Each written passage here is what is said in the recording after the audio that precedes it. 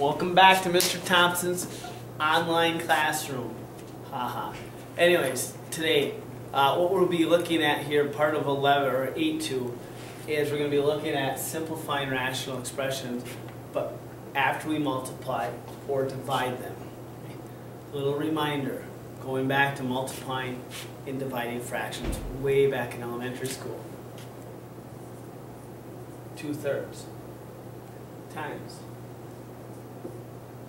5/4. There's two ways you can do this.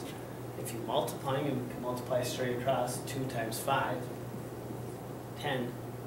3 times 4, 12. And then you can reduce. 5, 6. Or your other way to do this is you can cross cancel. What I mean by that, if you notice, 2 doesn't go into 3, 5, but 2 goes into 4. You say, well, that's 1. Take a 2 out of here, that's 2. And then we can reduce before we multiply, and we can get that same 5, 6.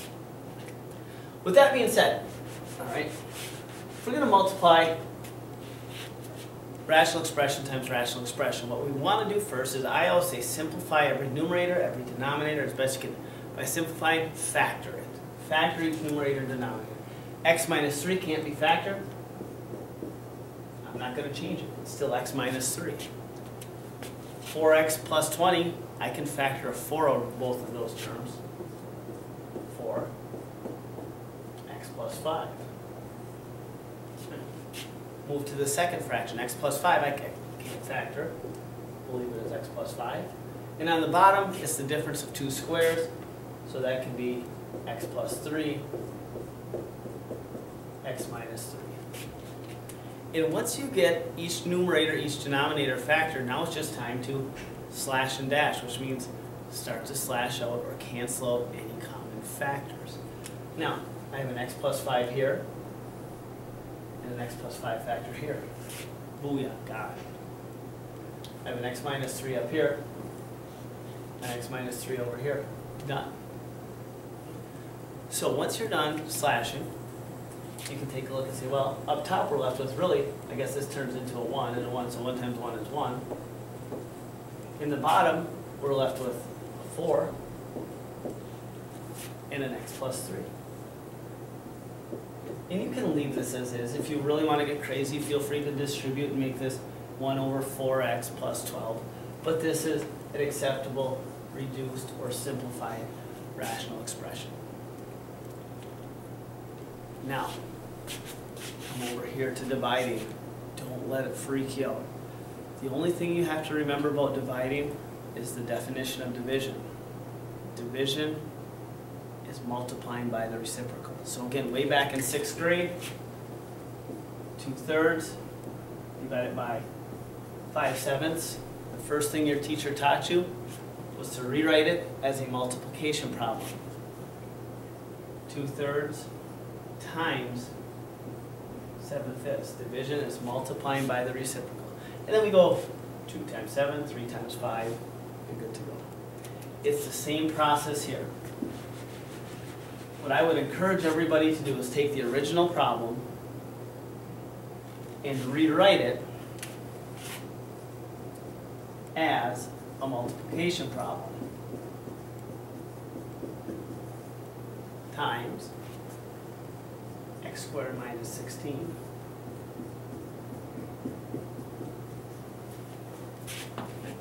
So that's the biggest difference. There's no difference from what we just did here and once you get it to this stage. I'd go through the same process. I would suggest factoring every numerator and denominator separately. I can take a 2x out of this, leaving me with x squared minus 9. I can factor this down to x minus 4, x plus 2. I can factor this down, difference of two squares, x plus 4, x minus 4. And last but not least, we can bust the x squared plus x minus 3 trinomial down to x plus 4, x minus 3. I know what some of you guys are thinking. Mr. Thompson, you missed. You're right, this is x squared minus 9. Right in here is the difference of two squares. So I gotta be careful. Don't leave that. If it can break down again to x plus 3, x minus 3, plus 12. By the way, rewind the video if you have to see what I just did. Okay. And then everything looks factored. Now you can cancel. Okay. I got an x minus 3 right here. Slash it. Slash. I prefer, say, use a lightsaber to get it. X plus 4. X plus 4. X minus 4.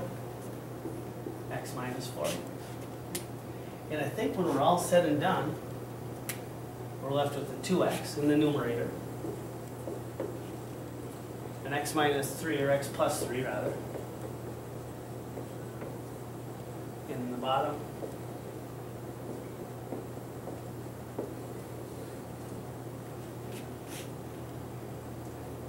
If you have questions, bring them up tomorrow.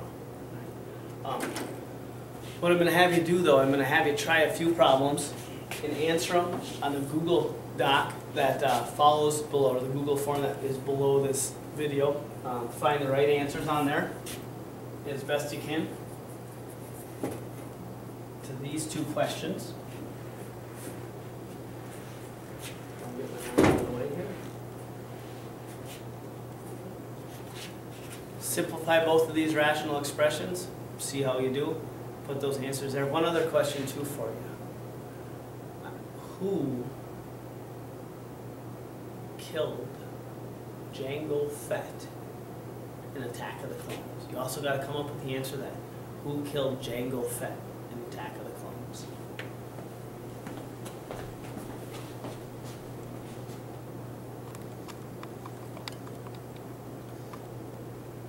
And there again, try those and answer those. Submit your answers.